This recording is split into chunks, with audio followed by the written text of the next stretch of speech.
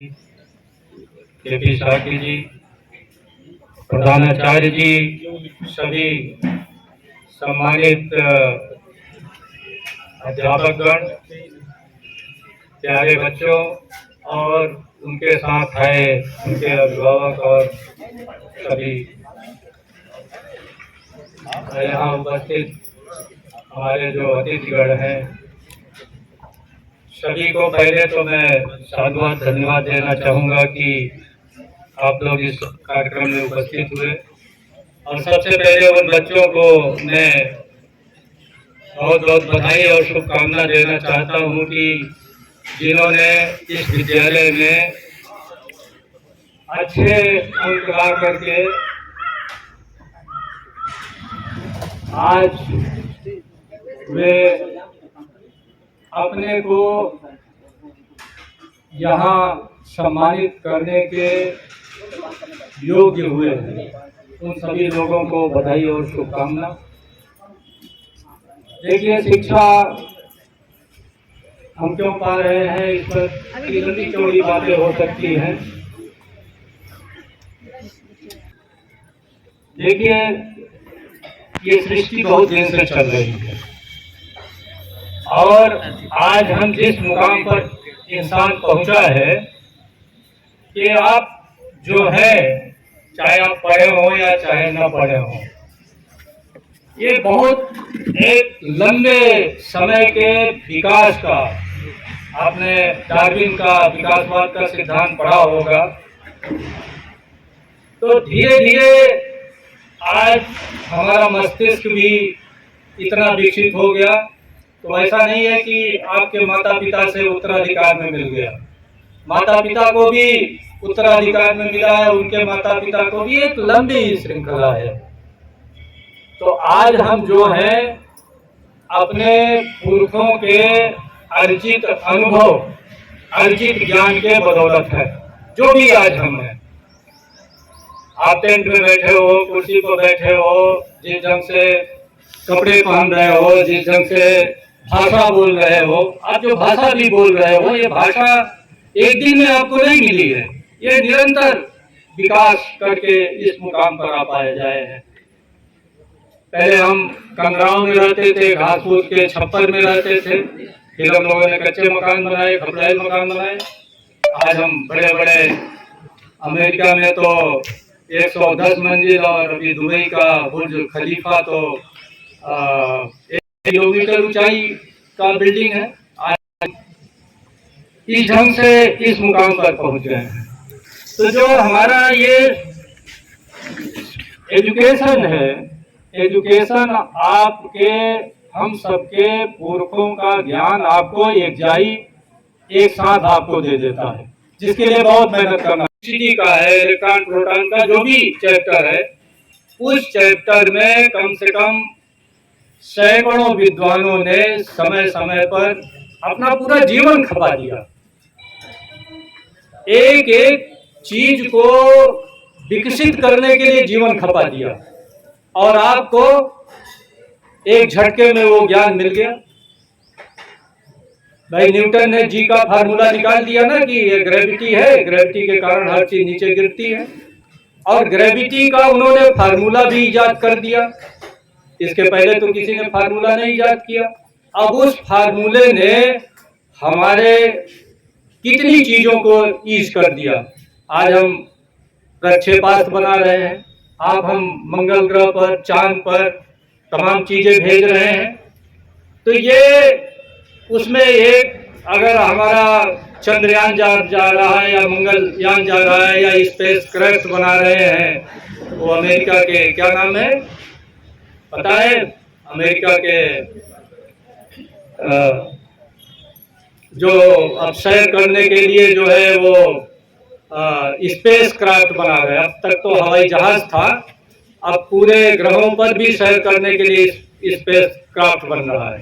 तो उसमें कितनी थियरी लगी होगी, उसमें ग्रेविटी भी है, उसमें वेलोसिटी भी है, उसमें स्पीड भी है, उसमें इलेक्ट्रॉनिक्स भी है, उसमें मतलब पूरे दुनिया का अध्ययन।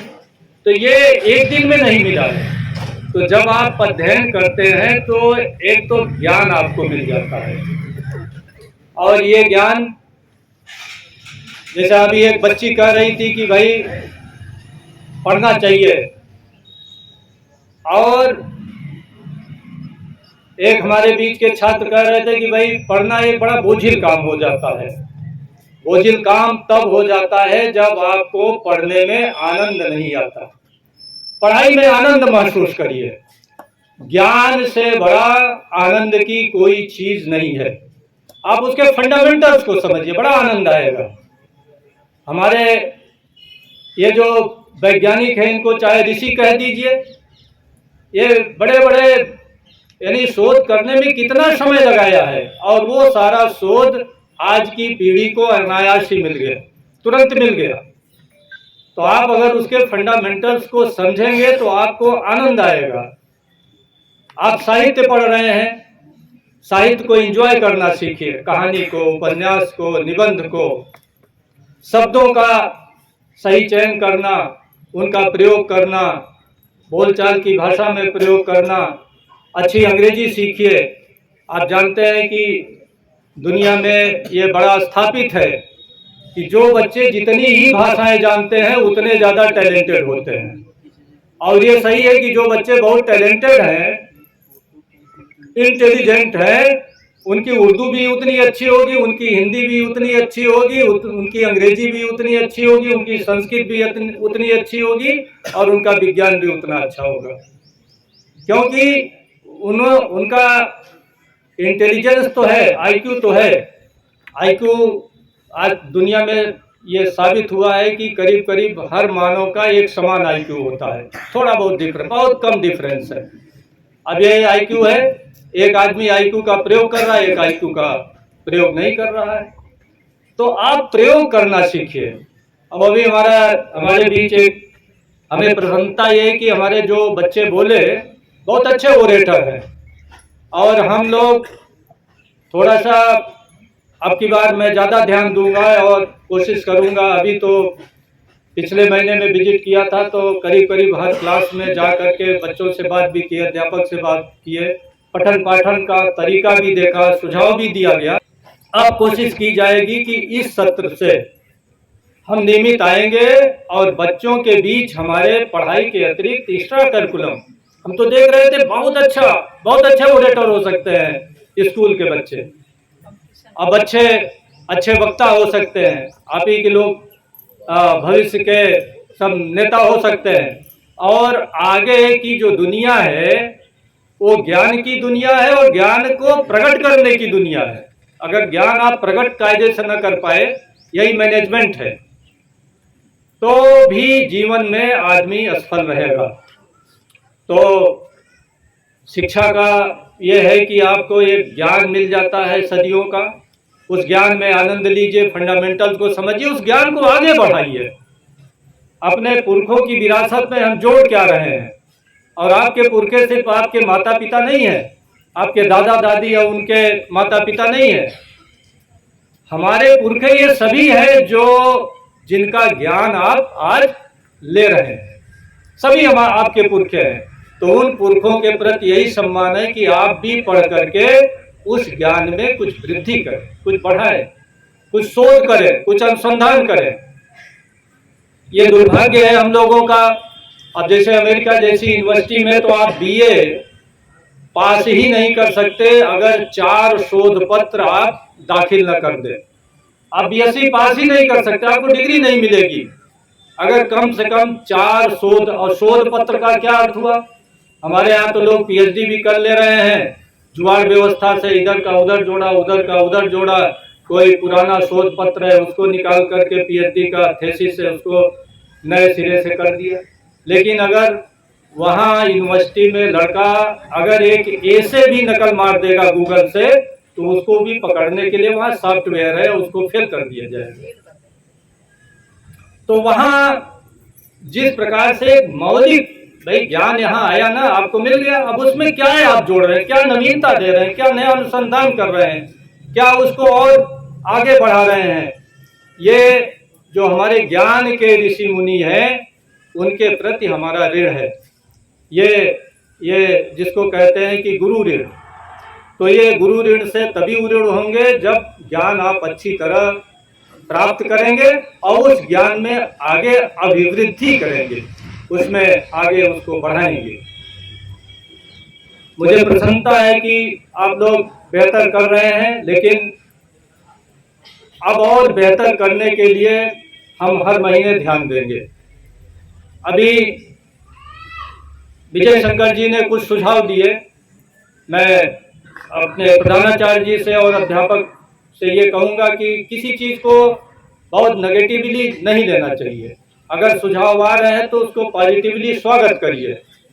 और अगर ये परंपरा, जैसा कि पहले गांव-गांव में बच्चों के यहाँ अध्यापक जाते थे, अगर आप अध्यापक नहीं जा रहे हैं, 2 साल से कोरोना में हो सकता है व्यवधान हो गया हो, लेकिन आप मई में सुनिश्चित करिए, आप अध्यापकों को क्षेत्र बांट दीजिए, कक्षाएं बांट दीजिए, या कक्षाएं न बांट दीजिए तो क्षेत्र वाइज बांट दीजिए, और प्रत्येक बच्चे के घर में अध्यापक विजिट कर आए।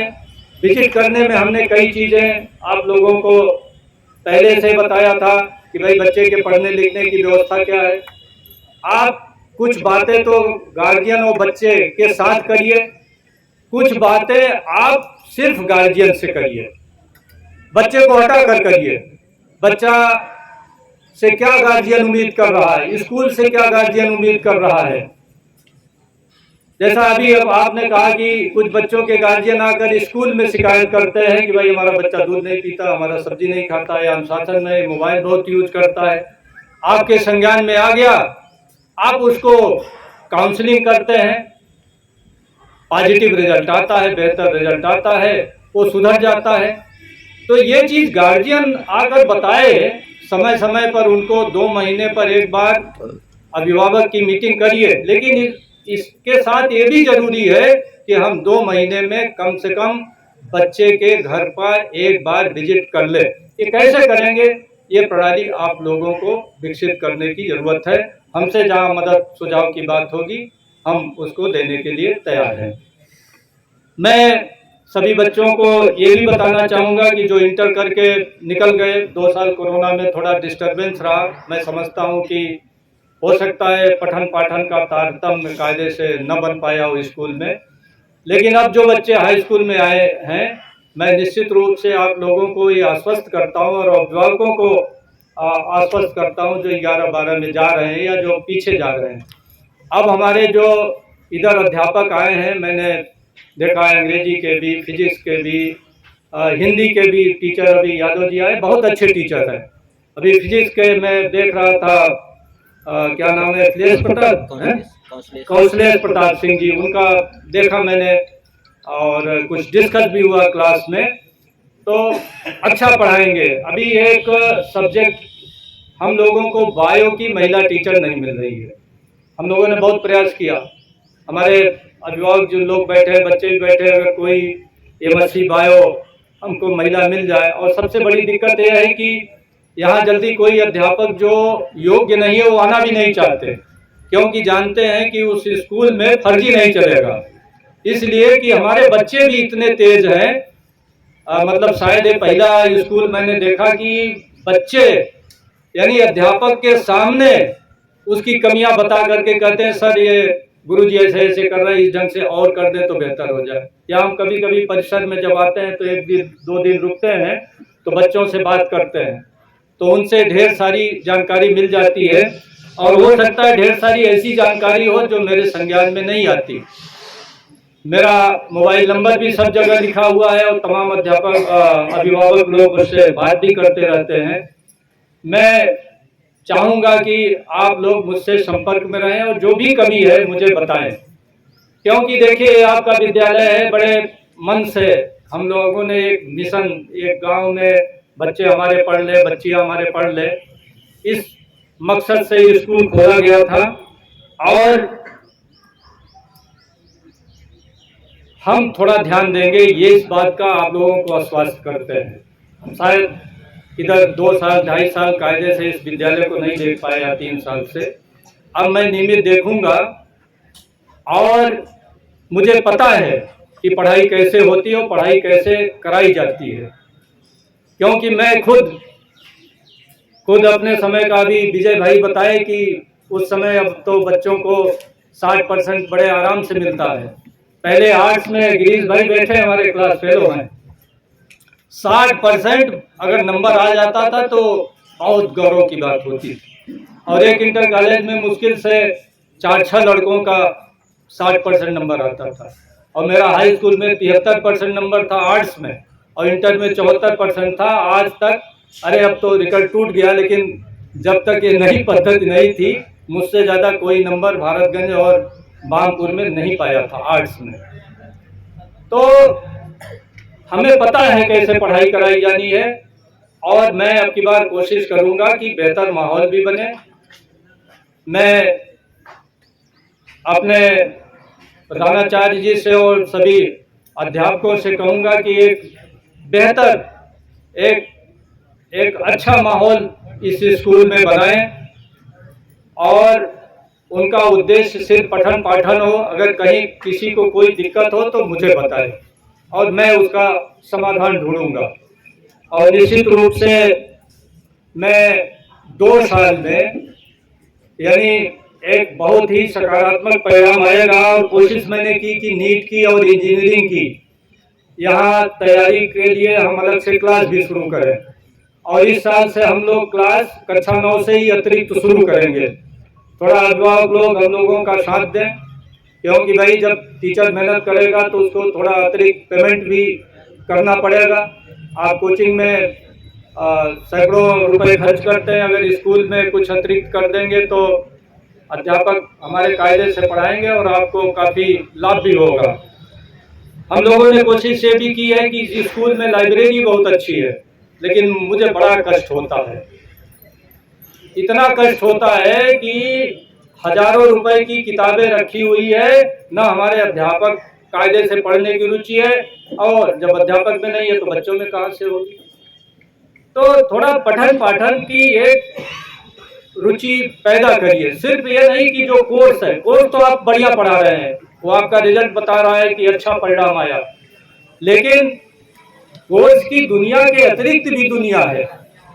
बच्चे हमारे अच्छे उपन्यास पढ़ें, कहानी पढ़ें, हमारे अच्छे बच्चे अच्छे कवि बने, गीतकार बने। हमने प्रिंसिपल साहब से कई बार कहा कि भाई आप बच्चों का एक कवि सम्मेलन कराइए, कभी शाम को करा लीजिए, अभिभावकों को भी बुलाइए। इसी ढंग से बच्चों के बीच सांस्कृतिक कार्यक्रम, नाटक का कार्यक्रम, ओरेटरी जिसे कि भाषण कला कहते हैं, ये सब विकसित होना चाहिए। यूनान में, पूरे यूनान में अगर उनका यूनान का इतिहास पढ़िए तो उनकी सिविल लाइफ बहुत एडवांस थी, और वहाँ के प्रत्येक बच्चे को इस ढंग से विकसित किया जाता था कि वो जीवन के हर क्षेत्र में नेतृत्व करने में सक्षम हो सके। हमारी भी यही इच्छा है कि अभिराजी बिहार पब्लिक स्कूल के बच्चे जीवन के हर क्षेत्र में जहां भी जाएं वो लीडर के रूप में जाएं, वो पिछलग्गू के रूप में न जाएं, एक बेहतर उदाहरण प्रस्तुत कर सके।